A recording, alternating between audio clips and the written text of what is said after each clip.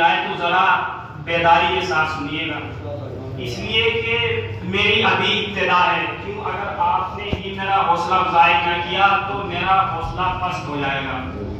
آپ ہی لوگ ہیں کہ جو مجھے میرا مستقبل بھی سدھار سکتے ہیں، بنا سکتے ہیں. اگر آپ نے صحیح سے سنا تو میرا پھر دل کرے گا کہیں اور پڑھنے کا بھی.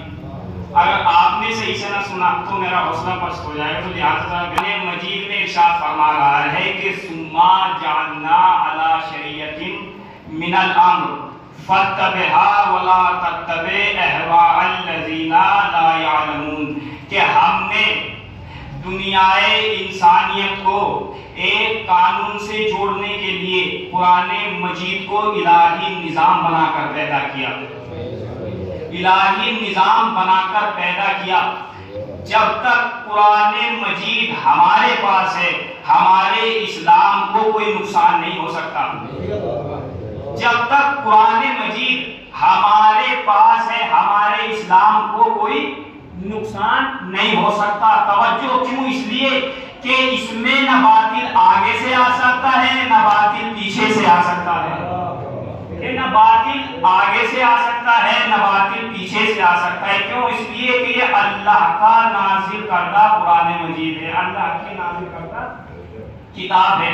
بھائی توجہ چاہتا ہوں، قرآن مجید کا ہمارے گھروں میں ہونا، ذرا بیداری کے ساتھ توجہ، قرآن مجید کا ہمارے گھروں میں ہونا، ہماری طاقوں میں ہونا، ہماری الماریوں میں ہونا، اس بات کا پختہ ثبوت ہے. ارے جو اللہ کے کلام کو نہ مٹا سکتا ہو وہ اللہ کے نظام کو کیا مٹائے گا؟ کہ جو اللہ کے کلام کو نہ مٹا سکتا ہو وہ اللہ کے نظام کو کیا مٹائے گا؟ قرآن مجید ایک ایسی چیز ہے کہ جس کو اگر ہم سے کوئی سوال کرے کہ بھئی آپ مسلمان ہیں، کیا آپ کے پاس نبی ہے؟ کیا جنہیں دکھا کر یہ بتا سکو کہ یہ نبی ہے اس لیے ہم مسلمان ہیں؟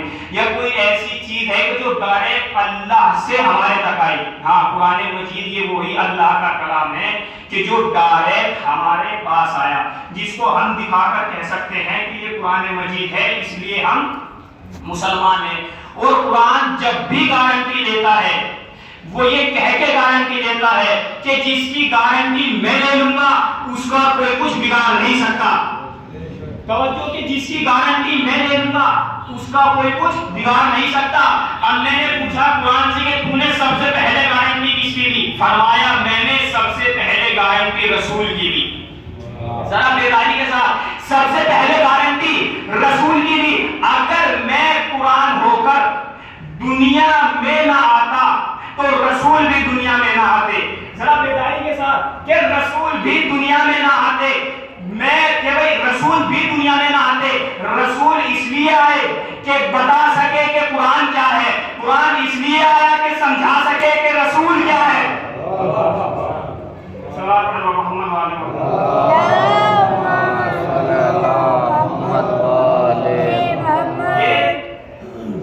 نبی اس لیے آئے تاکہ سمجھا سکے کہ قرآن کیا ہے. قرآن اس لیے آیا کہ بتا سکے کہ نبی کیا ہے. اتنا ہو کہ قرآن کہاں ہے تو رسول کے سینے میں دیکھو، قرآن کا کردار رسول کی صورت میں نظر آئے گا. توجہ، ارے وہ آسمان سے اترا تو کلام اللہ بنا، یہ آسمان سے اترے تو رسول اللہ بنے. وہ آسمان سے اترا تو کلام اللہ بنا، یہ آسمان سے اترے تو رسول اللہ بنے. اب وہ سے کہتے ہیں کہ نبی ہم جیسے، نبی ہم جیسے، نبی ہم جیسے. ارے وہ آسمان سے اترا تو کلام اللہ بنا، یہ آسمان سے اترے. پہلے آپ نے دیکھ لیجیے یہ قرآن مجید کہاں پر نازل ہوا؟ کاغذ پر. اور کتابیں بھی کاغذ پر لکھی ہوئی ہیں مگر وہ کتابیں الگ ہیں، قرآن مجید کی فضیلت الگ ہے. نہیں ایسے ہی بھئی وہ آسمان سے اترا تو کلام اللہ بنا، یہ آسمان سے اترے تو رسول اللہ بنے. تو جب قرآن مجید کاغذ پہ آ کر کتابوں کی بھیڑ میں جا کر ارے کتابوں جیسا نہ ہو سکا تو رسول بشر بن کر آدمی کی دنیا میں آ کر ارے آدمی جیسا کیسے ہو سکتا ہے؟ آدمی جیسا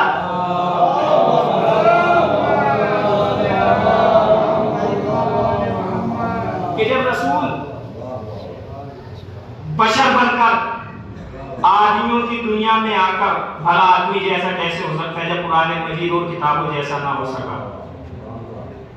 بھیا پروردگار عالم نے بہت سے بڑے لوگ تھے، ان سے کہا کہ نیچے آ جاؤ. کہا کہ کیوں؟ کہ تمہارے نیچے آنے سے نیچے کی چیز اوپر جانا سیکھ جائے گی. ذرا توجہ، نیچے کی چیز اوپر جانا سیکھ جائے گی، نیچے کی چیز اوپر جانا سیکھ جائے گی. اور کہا کہ معبود بالکل سیکھ جائے گی. کہ ہاں بالکل سیکھ جائے گی. ان کا 1 آیا، 2 آئے، 3 آئے، 4 آئے، 5 آئے. پہلے نے مکے میں قدم رکھا تو مکہ معظمہ بنا دیا. پہلے نے مکے میں قدم رکھا تو مکہ معظمہ بنا دیا. اب لوگوں نے کہا محمد آئے، اتفاق سے مکہ معظمہ بنا. اب نہیں بنے گا. محمد نے کہا اچھا اگر ایسی بات ہے تو میں مدینے جا رہا ہوں. مدینے میں قدم رکھا تو منورہ بنا دیا. مدینے میں قدم رکھا تو منورہ بنا دیا. اب چند لوگوں نے کہا کہ بس محمد آئے مکہ معظمہ بنا، محمد آئے مدینہ منورہ بنا. اب محمد پر بات ختم ہو گئی. محمد نے کہا اچھا توجہ ذرا بیداری کے ساتھ، اچھا اگر ایسی بات ہے تو میں پورا خاندان چھوڑ کر جاؤں گا. علی نجف گئے تو اشرف بنا، حسین کربلا گئے تو معلا بنا. پھر پروردگار عالم قرآن مجید میں ارشاد فرماتا ہے کہ یا ایھا الرسول بلغ ما انزل الیک من ربک وان لم تفعل فما بلغت رسالۃ محمد.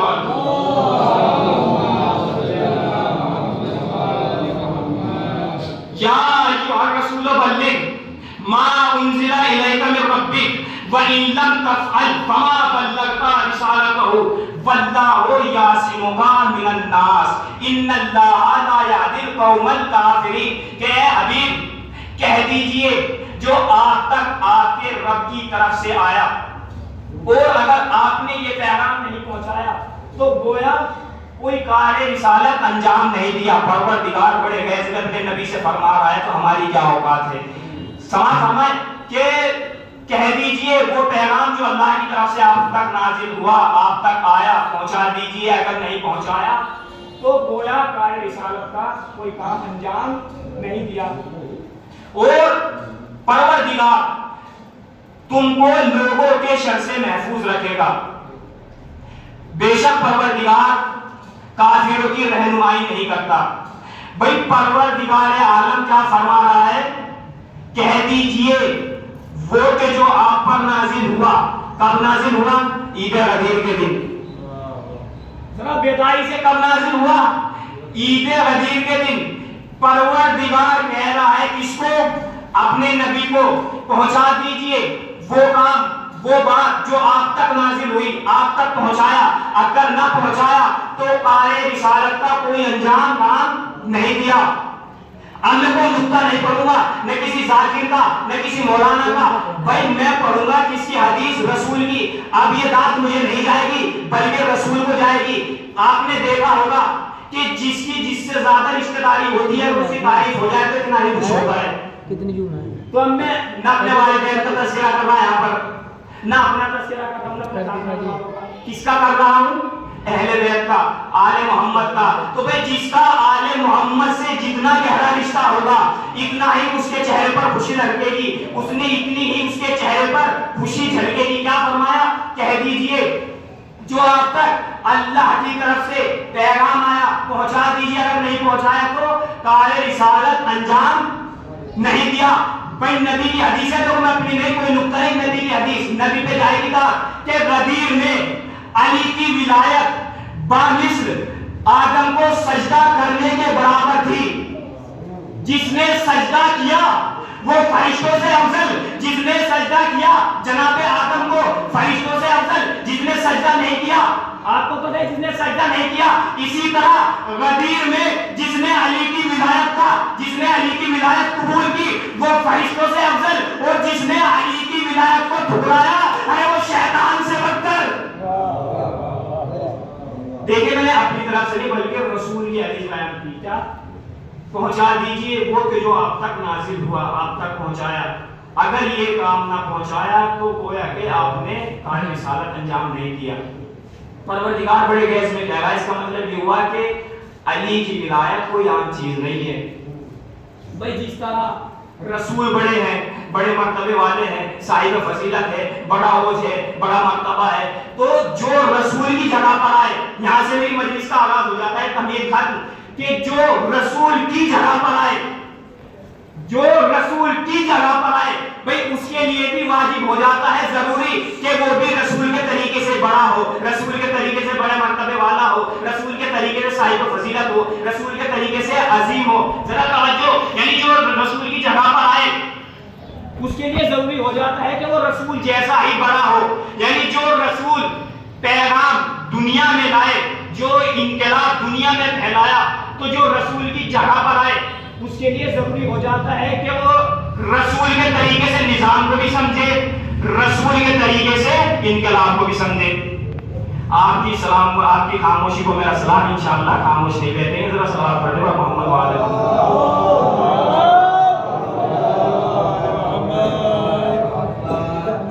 جو رسول کی جگہ پر آئے اس کے لیے ضروری ہے کہ وہ رسول کے طریقے سے نظام کو بھی سمجھے، رسول کے طریقے سے دکھائی بھی دیتا ہو۔ جو رسول کی جگہ پر آئے تو بھئی پروردگار عالم نے ذرا بیداری کے ساتھ دیکھیں، آپ کا احسان ہوگا میرے ساتھ تھوڑا میرا ساتھ دینا، کیونکہ ہر انسان محنت ہی کر کے آتا ہے۔ یہاں پہ جو بات ہے کسان بھی ہیں، اگر کسان گنا بوئے اس کا ٹارگیٹ ہو کتنا 10 کوئنٹل گیہوں وہ گنا نکلنے کا، اور اتفاق سے خدا نہ کرے 5 کوئنٹل نکل جائے تو کوئی رات نیند نہیں آئے گی۔ کیوں؟ اس لیے کہ محنت رنگ نہیں لائی، اس لیے نہیں کہ گنا کم ہوا، محنت رنگ نہیں لائی۔ تو کوئی بھی ذاکر ہو، کوئی پیش خان ہو، کوئی مرثیہ خان ہو، کوئی نوح خان ہو، اپنی محنت کر کے آتا ہے۔ پروردگار خود قرآن مجید میں ارشاد فرما رہا ہے کہ ہم کسی کی محنت کو رائے نہیں جانے دیتے۔ تو آپ کیوں جائیں گے میری محنت کو رائے گا؟ سوال پڑھ دے محمد بھائی کیا نام ہے رسول کا؟ محمد۔ کیا نام ہے ہمارے نبی کا؟ محمد۔ کیا نام ہے ہمارے نبی کا حبیب کا؟ محمد۔ پروردگار عالم نے، ذرا توجہ، پروردگار عالم نے اپنے نبی کے نام کو ایسے حرفوں کا مجموعہ قرار دیا کہ جو صاحب معنی ہے، یعنی معنی دار ہے، محمد نہیں ہے بلکہ مستعمل ہے۔ ہاشم بھائی پڑھتے ہوئے مولانا تائید کریں گے، محمد کہتے ہیں جس کے معنی نہ ہو، مستعمل کہتے ہیں جس کے معنی ہو۔ بھائی مستعمل جس کے معنی ہو، مثلاً روٹی، روٹی کو واو سے بدلیے، روٹی ہو جائے گا، بن جائے گا مستعمل محمل۔ روٹی مستعمل، روٹی محمل، پانی مستعمل، پانی محمد۔ سمجھ یعنی آپ بیدار ہو گئے کہ پروردگار عالم نے اپنے حبیب کے نام کو ایسے حرفوں کا مجموعہ قرار دیا کہ جو صاحب معنی ہے، یعنی مستعمل ہے، محمد نہیں ہے، اور یہ رکھ کر دنیا والوں کو بتا دیا، ارے دنیا والوں ذرا سوچو، جس کے اسم میں کوئی کمی نہیں، ارے اس کے جسم میں کیا کمی ہوگی؟ تاریخ آپ کے سامنے ہے کہ جس نے رسول پر، رسول کے دماغ پر سوال اٹھایا تھا، تاریخ آپ کے سامنے ہے، آپ کا مسئلہ ہے، کبھی مجھے پتا چلا کہ تاریخ آپ کے سامنے کس طرح ہوا۔ کیا نام ہے؟ محمد۔ پروردگار عالم نے فرمایا کہ پھر پروردگار عالم فرماتا ہے کہ میرا رسول خود بھی بلند، میرے رسول کا ذکر بھی بلند، میرے رسول کا اسم مبارک بھی بلند۔ پروردگار عالم کہتا ہے صرف اسم مبارک ہی بلند نہیں بلکہ میرے رسول کا جسم مبارک بھی بلند۔ تاریخ آپ کے سامنے ہے، کس نے رسول کے دماغ پر اشکال کیا تھا؟ توجہ فرمائیں ذرا، بول کے پڑھو بیداری کے ساتھ۔ کس نے کیا؟ تاریخ آپ کے سامنے ہے، کس نے کیا؟ بھئی کیا نام ہے؟ محمد۔ پروردگار کہہ رہا ہے کہ میرا محمد خود بھی بلند، میرے حبیب کا ذکر بھی بلند، اسم بھی بلند، پھر کیا فرمایا؟ میرے رسول کا جسم مبارک بھی بلند۔ بھئی پروردگار عالم قرآن مجید میں اپنے حبیب کے جسم کے ہر ادا کا، ہر اجزاء کا قصیدہ پڑھ رہا ہے۔ کبھی نبی کی زلفوں کا قصیدہ، کبھی نبی کے ہاتھ کا قصیدہ، کبھی رسول کی ناک کا قصیدہ، کبھی رسول کی زبان کا قصیدہ، کبھی رسول کے پاؤں کا قصیدہ، کبھی رسول کی آنکھوں کا قصیدہ، کبھی رسول کی زبان کا قصیدہ، کبھی رسول پاک کے پاؤں کا قصیدہ، کبھی رسول کے ہاتھ کا قصیدہ، اور قصیدہ پڑھ کر بتا رہا ہے۔ پھر پروردگار عالم فرماتا ہے کہ میرے رسول کا، پھر پروردگار عالم ارشاد فرماتا ہے کہ میرے رسول کا کس کا ذکر، کہ پروردگار کہہ رہا ہے، ذکر کر رہا ہے اپنے کیا کر رہا ہے کہ میرے نبی کی زلفوں کا قصیدہ پڑھ رہا ہے پروردگار عالم، کہ میرے نبی کی زلفوں کا قصیدہ، رسول کے ہونٹوں کا قصیدہ، رسول کی زبان کا قصیدہ، رسول کے ہاتھوں کا قصیدہ، رسول کے پاؤں کا قصیدہ۔ پھر پروردگار عالم پڑھ رہا ہے کہ میرے رسول کے ذہن کا قصیدہ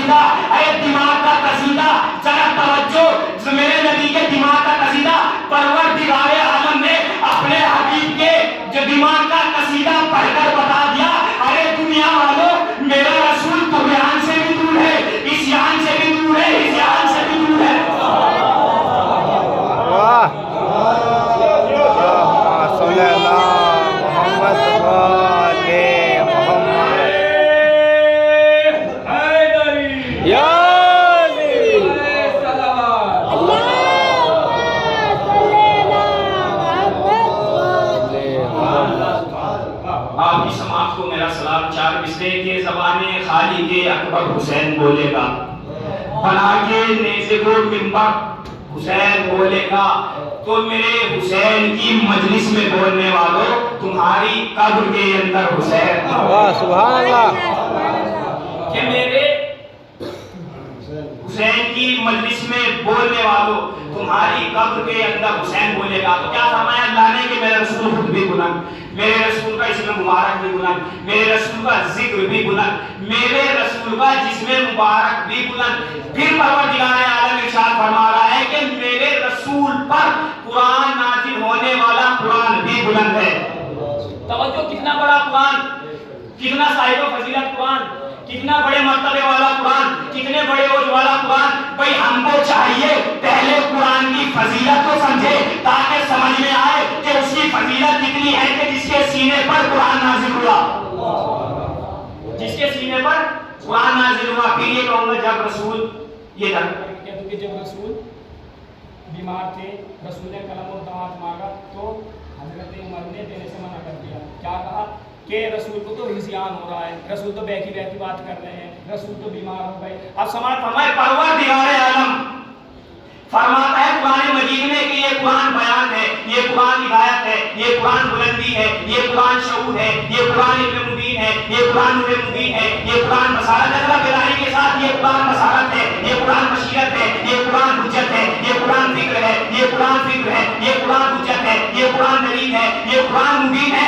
پروردگار عالم پھر ارشاد فرماتا ہے کہ یہ قرآن برہان ہے، یہ قرآن فرقان ہے، یہ قرآن برہان ہے، یعنی حق و باطل کے درمیان فیصلہ کرانے والی کتاب ہے۔ کیا فرمایا پروردگار عالم نے؟ یہ قرآن بیان ہے، یہ قرآن ہدایت ہے، یہ قرآن بلندی ہے، یہ قرآن بشارت ہے، یہ قرآن بصیرت ہے، یہ قرآن علم ہے، یہ قرآن فکر ہے، یہ قرآن شفا ہے، یہ قرآن مشکل کشا ہے۔ پھر پروردگار عالم نے کیا فرمانا ہے کہ الف لام میم ذالک الکتاب لا ریب فیہ، اس میں کوئی شک نہیں ہے۔ توجہ، اس میں کوئی شک نہیں ہے۔ آپ ایمانداری سے بتائیے گا میری تو کیا حیثیت، میری کیا اوقات، اگر مجھے یعنی مجھے چھوڑ کر اپنی بات نہیں، میں نہیں کوئی مولانا آ کر بڑا مولانا خطیب جو خطیب ہو، عالم دین ہو، بھئی اگر منبر پر آ کر قرآن مجید میں ہے نکالے آپ کے سامنے، بات ہے کہ کس نے نکالا تھا قرآن مجید میں؟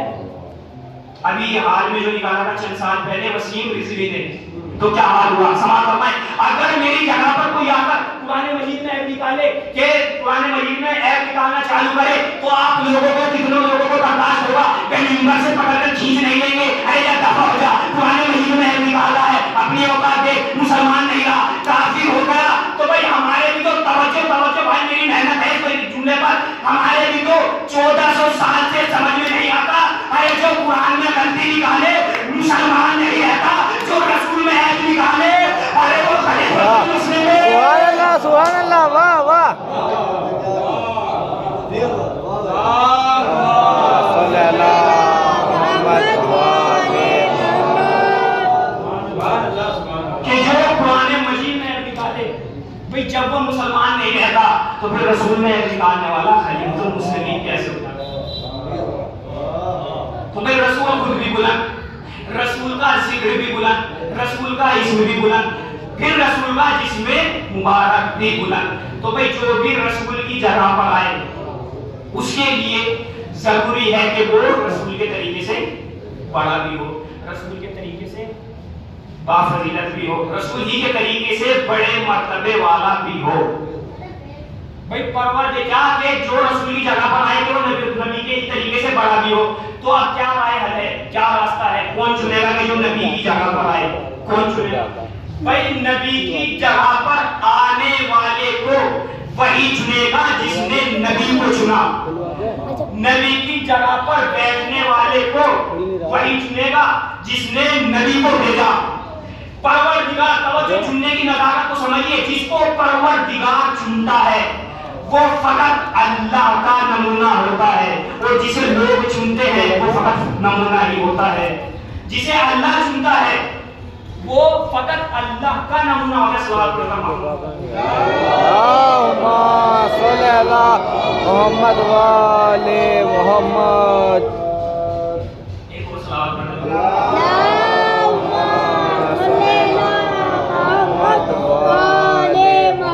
کہ جس کو اللہ چنتا ہے وہ اللہ کا ہی نمونہ ہوتا ہے، اور جسے لوگ چنتے ہیں وہ فقط نمونہ ہی ہوتا ہے، مطلب کھلونا ہی ہوتا ہے ایک طریقے کا۔ ایک خلیفہ دھیان نہیں کیا تھا، سوال پڑھ رہا ہوں اللہم صلی اللہ محمد وآل محمد۔ کہ کون کہ اللہ فرما رہا ہے کہ انی جاعل فی الارض خلیفہ، کہ میں روئے زمین پر ایک خلیفہ بنانے والا ہوں۔ پروردگار عالم نے یہ کہہ کر بتا دیا دنیا والوں، دیکھو میں خلیفہ بنا رہا ہوں، ذرا توجہ، کون بنا رہا ہے؟ پروردگار۔ میں روئے زمین پر ایک خلیفہ بنانے والا ہوں، مطلب یہ ہوا جس کو بناؤں گا میں بناؤں گا، لوگوں کے بنانے سے خلیفہ نہیں ہو جائے گا۔ کیا فرمایا کہ میں روئے زمین پر ایک خلیفہ بنا رہا ہوں، مطلب جب بھی بناؤں گا میں ہی بناؤں گا، لوگوں کے بنانے سے خلیفہ نہیں بنتا اور نہ ہی کبھی بنے گا۔ کیوں؟ کیونکہ جس کو پروردگار عالم چاہتا ہے وہ فقط بھی وہی بات اللہ کا ہی نمونہ ہوتا ہے، اور جسے لوگ چنتے ہیں وہ فقط نمونہ ہی ہوتا ہے۔ کیا؟ جب پروردگار عالم نے چن دیا کہ انی جاعل فی الارض خلیفہ، کہ میں روئے زمین پر ایک خلیفہ بنانے والا ہوں، تو پروردگار عالم نے جب جناب آدم کا پتلا تیار کیا تو کیا سہولت فراہم کی؟ فرمایا وَقُلْنَا آدم اسْكُنْ أَنْتَ وَزَوْجَكَ الْجَنَّةَ، اے آدم تم اور تمہاری بیوی آرام سے جنت میں رہو، جو چاہو کھاؤ جو چاہے پیو، مگر پروردگار عالم نے شرط لگا دی لا تقربا هذه الشجرہ، مگر اس پیڑ کے قریب بھی مت جانا۔ لیکن میرا دل تو نہیں تھا، مگر چاہے اگر اجازت ہو تو اس بات پر بھئی کیا کہا کہ اس پیڑ کے قریب بھی مت جانا۔ تو علماء اہل سنت نے اپنی تاریخ میں، مجھے کوئی ڈر نہیں باقی ہے، حوالہ دیتا ہوں قصص الانبیاء میں فرمایا کہ وہ پیڑ کس کا تھا؟ گندم کا، جو یعنی گیہوں کا۔ اب آپ ایمانداری سے بتائیے کیا گیہوں کا پیڑ ہوتا ہے؟ بھئی چھوٹا سا پودا ہوتا ہے، یعنی کیا وجہ ہے کہ اتنے یعنی اتنا پڑھنے کے باوجود اتنا نہیں معلوم کہ گندم کا گندم کا اناج کا پودا ہوتا ہے یا پیڑ ہوتا ہے؟ سوال فرمائے کیا وجہ ہے کہ عقلوں پر تالے لگے ہوئے ہیں؟ کیا وجہ ہے؟ ہمارے یہاں کا بڈولی کا آپ کے یہاں کا بچہ بتا دے گا کہ بھئی جو گندم کا جو ہوتے گندم کا پودا ہوتا ہے پیڑ نہیں ہوتا، تو کیا وجہ ہے؟ سوال فرمائے کہ جن کے دلوں میں الفت مشکل کشا نہیں، سماعت فرمائے کہ جن کے دلوں میں الفت مشکل کشا نہیں، توجہ جہاں تک آواز آ رہی ہے کہ جن کے دلوں میں الفت مشکل کشا نہیں، ان کا پتا ہے کون کسی کو پتا نہیں۔ توجہ کہ جن کے دلوں میں الفت مشکل کشا نہیں، ان کا پتا ہے کون کسی کو پتا نہیں۔ تاریخ پھر کہہ رہا ہوں آپ کے سامنے کہ جن کا سماعت فرمائے کہ جن کے دلوں میں الفت مشکل کشا نہیں، ان کا پتا ہے کون کسی کو پتا نہیں، تو تاعمر ان کی نسل رہے گی انگوٹھا ٹیپ۔ پڑھنے کے باوجود کیا وجہ ہے؟ تاعمر ان کی نسل رہے گی انگوٹھا ٹیپ، کاغذ قلم رسول کو جس نے دیا نہیں، کاغذ قلم رسول کو جس نے دیا نہیں۔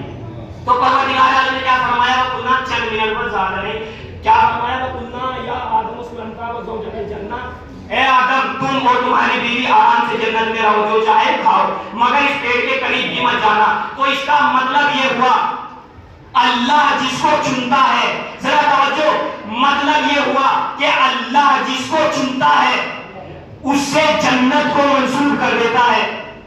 اللہ جس کو چنتا ہے اسے جنت سے منسوب کر دیتا ہے۔ بھائی میری مجلس کا پوری مجلس کی جو جان ہے، پوری محنت ہے، وہ یہاں پر ہے، ذرا ساتھ ہے میرا بیداری کے ساتھ۔ کیا جسے اللہ چنتا ہے اس سے جنت کو منسوب کر دیتا ہے۔ بھئی یہ جنت کوئی عام چیز نہیں ہے جسے ہم اور آپ لوگ آسان سمجھ لیتے ہیں کہ ہم جنتی ہم جنتی ہم جنتی۔ بھئی جس کے پاس جاؤ وہی کہتا ہے میں جنتی، کوئی بھی اپنا آپ کو دوزخی نہیں کہتا، سب کے پاس جنت کا ٹوکرا موجود ہے کہ میں جنتی میں جنتی۔ بھئی سبھی کہتے ہیں اسلام کے 73 فرقے، یہ تو رسول نے خود کہہ دیا تھا کہ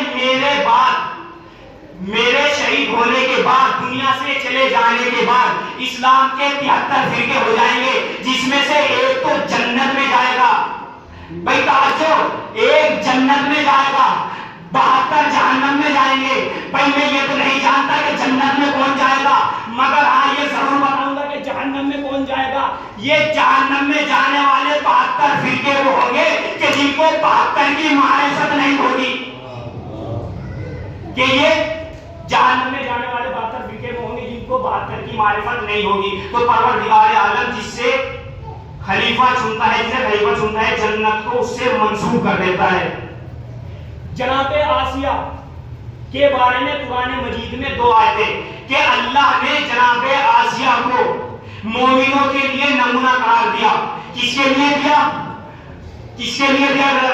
بولیے صاحب، کس کے لیے؟ مومنوں کے لیے. بیوی کس کی ہے؟ فرعون کی. نمونہ کس کے لیے قرار دیا؟ مومنوں کے لیے.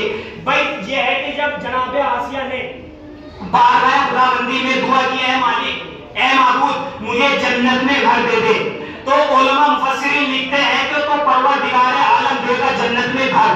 کیوں دے گا؟ کیونکہ نبی کو پالا، جناب موسیٰ کو پالا، تو پروردگار دے گا جنت میں گھر. تو بھائی جو اس کا مطلب یہ ہوا، توجہ، اس کا مطلب یہ ہوا جو نبی کو پالے اس کا حق بنتا ہے کہ اللہ سے کچھ مانگے.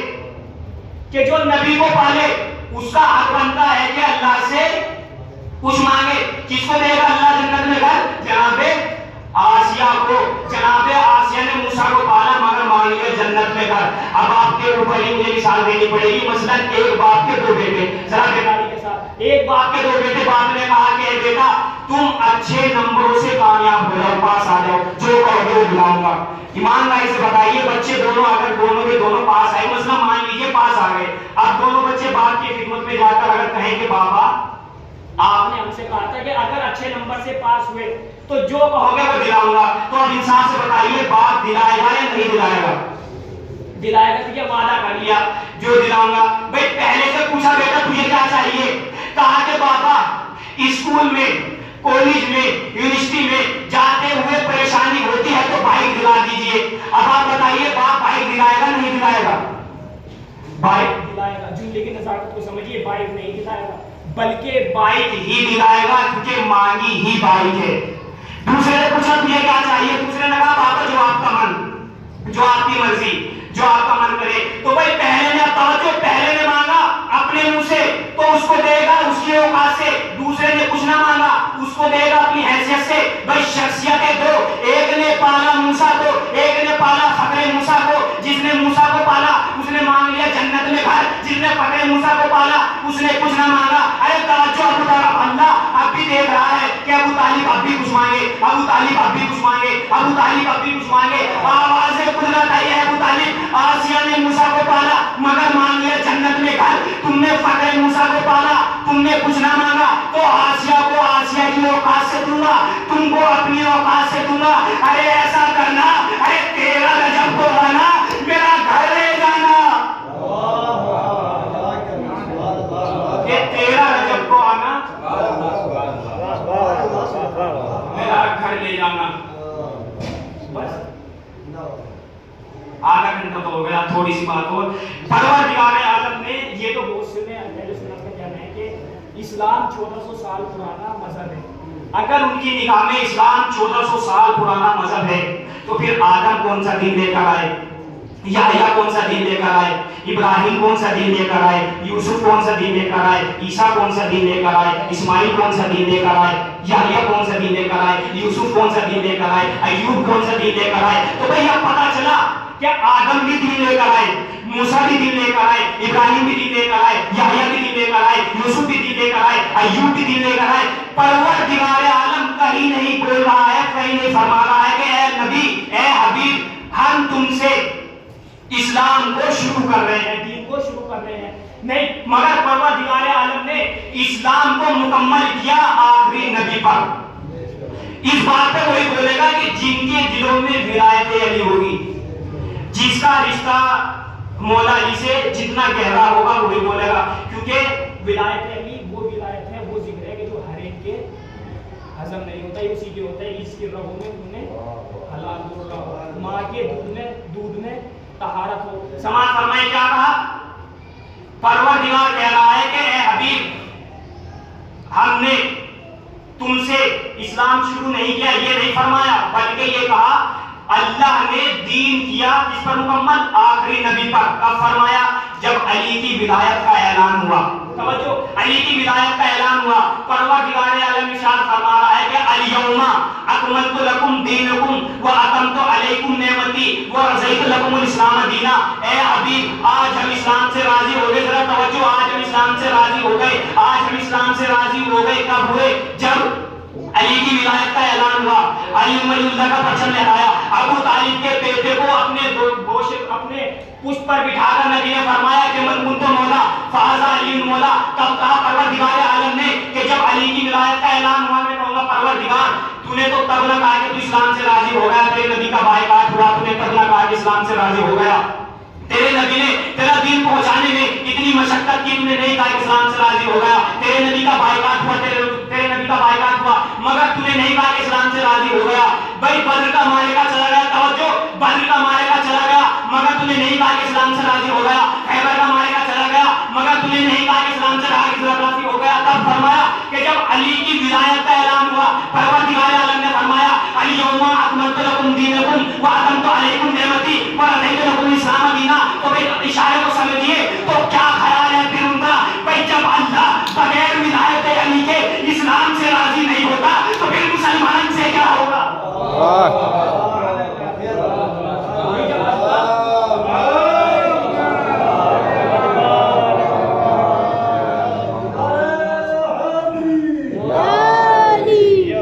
جب پروردگار عالم بغیر ولایت علی کے اسلام سے راضی نہیں ہوتا تو پھر مسلمان سے کیا ہوگا؟ پروردگار عالم قرآن مجید میں ارشاد فرما رہا ہے کہ انا فی ذالک لا آیاتی لقوم یعقلون. کہ اس دین میں، اس مذہب میں، اسلام میں عقل مندوں کے لیے نشانی ہے. اس کا مطلب یہ ہوا کہ دین میں، اسلام میں عقل مندوں کے لیے نشانی ہے، بدحواسوں کے لیے نہیں. پروردگار کہہ رہا ہے کہ ہم نے تم کو انسان بنایا. غور و فکر کرو، توجہ کرو. کس سے کرو؟ عقل سے. مگر پڑھو بھائی، ذرا آپ میرے بزرگ کہہ ذرا بیداری کے ساتھ میرا ساتھ دینا. آخری بات پر کیا فرمایا؟ غور و فکر کرو. کس سے؟ عقل سے. مگر عقل سے پہلے 5 چیزوں کو رکھ دیا. مولانا طاہر فرمائیں گے جن کو حواس خمسہ کہتے ہیں منطق میں. حواس خمسہ کسے کہتے ہیں؟ آنکھ کو، ناک کو، زبان کو، کان کو، ہاتھ کو. کیا فرمایا؟ پروردگار عالم نے عقل سے پہلے 5 چیزوں کو رکھا. عقل کو محتاج بنایا. کس کا؟ 5 چیزوں کا. وسیلہ کس کو بنایا عقل کے لیے؟ ایک کا نہیں بلکہ 5 چیزوں کا. بھائی اللہ نے آنکھ دی تاکہ آنکھ سے دیکھو، عقل سے پہچانو. زبان دی، آنکھ سے بولو، عقل سے سوچو سمجھو.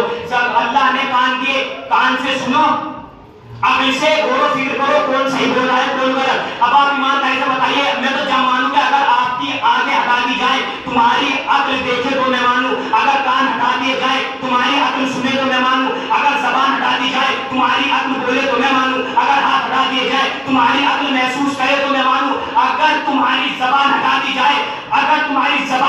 جائے تمہاری عقل بولے تو میں مانوں. تو اب کیا خیال ہے ان کا؟ بھائی جب تو اپنی عقل تک بغیر ان 5 کے نہیں پہنچ سکتا تو پھر اللہ تک ارے بغیر پنجے تن کے کیسے پہنچے گا؟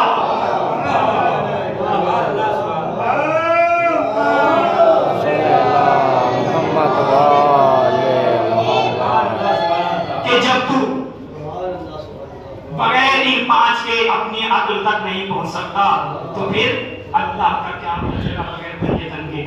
جتنے اہل بیت کے فضائل ہیں ان سے بھی زیادہ مسائل بھی ہیں. حسین کی بہن زینب جب یہ قافلہ کربلا سے گزرا تو امام حسین کے چہرے کا رنگ بدلا ہوا تھا. جناب زینب نے پوچھا ہے بیٹا سید سجاد چہرے کا رنگ کیوں بدلا ہوا ہے؟ تو جناب سید سجاد نے فرمایا اے پھوپھی اماں انہوں نے اپنے پشتاہ نجس کو تو دفن کر دیا مگر میرا بابا زمین کربلا پہ پڑا ہوا ہے. پھر امام نے فرمایا اے پھوپھی اماں ارے جس کا جوان لال زندہ ہو اور اس کا باپ بے گورو کفن کربلا کی ریت پر پر اتنی بے دردی سے پڑا رہے، اب اپنی آوازوں کو کربلا تک پہنچا دینا۔ جناب زینب نے فرمایا اے بیٹا سجاد، ہم ہمیشہ ایسے غریب نہیں رہیں گے، تیرے بابا کا روزہ بنے گا، لوگ زیارت کے لیے آئیں گے۔ مگر اے زینب کی تمنا، جب قید سے رہائی ملی تو جناب سید سجاد نے پوچھا ہے پھپھی اماں کہاں سے چلنا چاہتی ہو؟ تو جناب زینب نے فرمایا ہے بیٹا سجاد، میں نے اپنے بھائی کا ماتم نہیں کیا تو مجھے کربلا سے لے کر چل۔ اب جیسے ہی یہ قافلہ چلا، جناب زینب نے غور و فکر کیا، کیا دیکھا کہ ایک کماری خالی ہے۔ اب غور و فکر کیا کہ ایک کماری خالی ہے کہ میرا باپ نظر نہیں آتی، میرا باپ نظر نہیں آتی۔ اب امام سید سجاد نے جیسے ہی دیکھا کہ جناب میرا باپ نظر نہیں آتی، فرمایا ہے پھوپھی اماں شاید قید خانے میں ہو۔ اب جیسے ہی جناب زینب قید خانے میں گئی تو کیا دیکھا، ننھی سی چادر کو لیے قبر سکینہ پہ ڈالے ہوئے، اے میری بچی، ارے لوگ کہتی تھی کہ مدینے کب جائیں گے، قبر سکینہ سے آواز آئی اے پھوپھی اماں میرا آخری سلام میرے بابا کو کہنا کہ میرا آخری سلام میرے بابا تک پہنچا دینا۔ اب جیسے ہی یہ قافلہ چلا تو جیسے ہی کربلا کے پاس پہنچا اور رسول کا صحابی جابر ابن عبداللہ انصاری جناب امام حسین کی قبر سے ایسے لپٹا ہوا ہے، ذرا میری طرف دیکھیے، ایسے لپٹا ہوا ہے۔ اب جیسے ہی جناب امام حسین نے فرمایا ہے جابر، اب جیسے ہی قافلہ کربلا کے قریب پہنچا تو امام نے فرمایا ہے جابر ذرا میری قبر سے دور چلا جا، میری قبر سے دور چلا جا۔ جناب جابر نے فرمایا ہے مولا ارے جا مجھ سے غلطی ہو گئی۔ تو امام حسین نے فرمایا نہیں جابر، ارے تجھ سے غلطی نہیں ہوئی، میری بہن اجڑ کر آ رہی ہے، میری بہن اجڑ کر آ رہی ہے۔ اب جیسے امام نے فرمایا کہ میری بہن اجڑ کر آ رہی ہے تو ازادار روایت لکھتی ہے کہ جب جناب زینب کربلا میں پہنچی تو ناقے سے خود نہیں اتری، ارے بلکہ گرایا گیا، وہ قبر حسین تک پیروں سے نہیں گئی، اپنے پیروں سے نہیں گئی بلکہ زمین سے لیٹے ہوئے قبر حسین تک پہنچی اور فرمایا اے بھیا حسین، اے ماں جائے حسین، ارے زینب آ گئی۔ پروردگار تمہیں کوئی غم نہ دے سوائے غم مظلوم کربلا کے۔ کیا فرمایا اے بھیا زینب آ گئی، اے بھیا زینب آ گئی۔ جناب زینب قبر حسین تک ایسے پہنچی جیسے امام حسین قبر علی اکبر تک، جناب علی اکبر تک پہنچے۔ اب جیسے ہی جناب زینب پہنچی تو فرمایا اے میرے بھیا حسین، اے بھیا حسین، ارے سب کے بارے میں پوچھنا مگر سکینہ کے بارے میں نہ پوچھنا، کیوں؟ اس لیے کہ تیری امانت زندان شام میں رہ گئی۔ ادادار پروردگار تمہیں کوئی غم نہ دے سوائے غم مظلوم کربلا کے۔ بھیا سب ہے بھیا حسین، سب کے بارے میں پوچھنا مگر سکینہ کے بارے میں نہ پوچھنا، اس لیے کہ تیری امانت زندان شام میں رہ گئی۔ اب جیسے ہی یہ کہا کہ زندان شام میں رہ گئی، جناب زینب نے سب کا ماتم کیا، کبھی محمد کا، کبھی علی اکبر کا ماتم کیا، کبھی امام حسن کا ماتم کیا، محمد کا ماتم کیا، علی اصغر کا ماتم کیا۔ وہ جب ماتم کر لیا تو دو ایسے ہیں کہ جن کا ماتم نہ وہاں ہوا نہ کربلا میں ہوا۔ روایت لکھتی ہے کہ جب جناب زینب نے سب کا ماتم کر لیا تو جناب سید سجاد سے کہا کہ بیٹا سید سجاد مجھے میرے غازی کی قبر تک پہنچا دے، مجھے میرے غازی کی قبر تک پہنچا دے۔ روایت لکھتی ہے کہ جناب سید سجاد نے جناب زینب کا بازو پکڑا اور وہاں تک لے آئے کہ جہاں حضرت عباس کی قبر ہے۔ اب جیسے ہی جناب زینب قبر پر پہنچی، قبر پر بیٹھ کر بولتی، کبھی تو قبر کو دیکھتی ہے، کبھی سید سجاد کے چہرے کو دیکھتی ہے، کبھی قبر کو دیکھتی ہے، کبھی سید سجاد کے چہرے کو دیکھتی ہے اور فرماتی ہے بیٹا سید سجاد میں نے اپنے عباس کی قبر معلوم کی ہے، کسی بچے کی معلوم نہیں کی، میں نے اپنے عباس کی قبر معلوم کی ہے، کسی بچے کی نہیں۔ ارے میرے عباس کو تو قد بہت لمبا تھا۔ اب جیسے ہی جناب سید سجاد نے یہ سنا طرف گئے، فرمایا اے پھوپھی اماں، ارے ظالموں نے ٹکڑے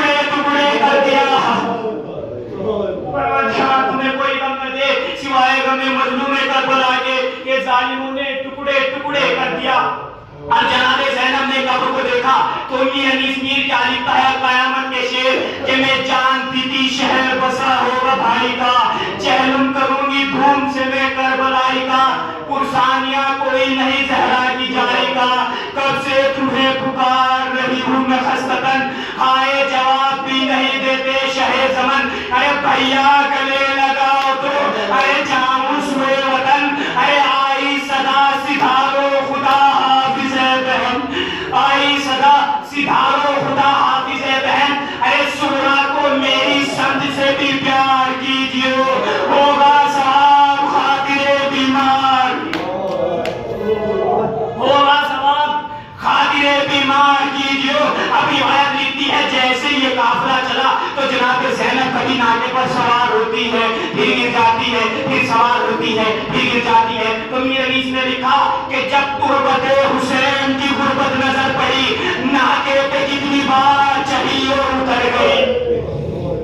परवरदिगार तुम्हें कोई गम न दे सिवाय गम मजलूम करबला के। अब जैसे ये काफिला चला तो जनाब ज़ैनब ने कहा कि बीबी जनाबे उम्मे नवाब जनाब इमाम हुसैन की कब्र पर बैठ गई। जनाब ज़ैनब ने कहा कि है बीबी चलो, तो जनाब उम्मे नवाब ने फरमाया ए बीबी अरे कम से कम अब्दुल्ला तो मौजूद है, अरे मैं किसके सहारे जाऊं, अरे मेरी सकीना जिंदा में शाम में रह गई, अरे मेरा असगर करबला में रह गया। जब ये काफिला मदीने के करीब पहुंचा तो बशीर ने कहा ए मदीने वालों, अरे मदीना रहने के काबिल ना रहा। अब जैसे ये सुना तो महल्ला बनी हाशिम से एक औरत असा का सहारा लेते हुए बाहर निकली, तो एक छोटा सा बच्चा आया। अब जैसे ही अलम को देखा फरमाया कि ये तो मेरे बाबा का अलम है। बशीर ने पूछा रे तू कौन है, कहा कि मैं अब्बास का बेटा और ये उम्मुल बनीन। अब जैसे ही जनाब उम्मुल बनीन ने सुना कि हुसैन कत्ल कर दिए गए, जनाब उम्मुल बनीन ने कहा बशीर तू झूठ बोल रहा है। बशीर ने कहा कि नहीं बीबी, सच में बीबी मैं झूठ नहीं बोल रहा, हुसैन कत्ल कर दिए गए। अब जैसे उम्मुल बनीन ने ये सुना फरमाया कि मैं अब्बास का दूध नहीं बख्शूंगी। बशीर ने पूछा है बीबी क्यों, कि इसलिए अरे मेरा अब्बास जिंदा रहे और मेरा हुसैन मारा जाए। अब जैसे ही बशीर ने ये सुना फरमाया कि बीबी पहले अब्बास को मारा गया। जनाब उम्मुल बनीन तरफ गई, बोली अरे वो कौन सी माँ है कि जिसने ऐसे बच्चे को पैदा किया, अरे जो मेरे अब्बास को मार सके। अब जैसे ही बशीर ने ये सुना फरमाया है बीबी पहले अब्बास के शाने काटे गए, बस ये सुनना था।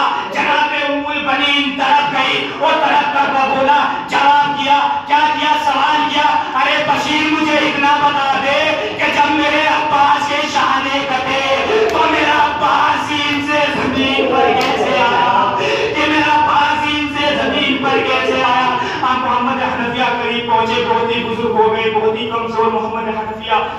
जैसे ही करीब पहुंचे काफिला मदीने से थोड़ी दूरी पर, जनाब सैयद सज्जाद कुर्सी पर बैठे हुए हैं। अब मोहम्मद हनफिया ने कहा अरे सैयद सज्जाद कहाँ है, तो कुर्सी पर से एक ज़ईफ मर्द उठा और करीब आया, फरमाया है चचा अरे मैं तो तुम्हारा सैयद सज्जाद। अरे आपने देखा होगा कि जब कोई बहुत दिन में आता है या कोई गम के साथ आता है तो गले से लगा लेता है। अब मोहम्मद हनफिया ने जैसे ही जनाब सैयद सज्जाद को अरे गले से लगाया, अरे सैयद सज्जाद ने चीख मारी और पीछे कर दिया। अरे मोहम्मद हनफिया ने फरमाया ऐ मेरे बेटा सैयद सज्जाद, अरे क्या मुझसे गलती हो गई। फरमाया ऐ चाचा गलती आपसे नहीं हुई, आपके भतीजे में अरे गले मिलने की ताकत नहीं है। मेरे बानों को बोला दिखाया ऐ चाचा आपके भतीजे में गले मिलने की ताकत नहीं है, अरे जाओ जनाब ज़ैनब से मिलो। जनाब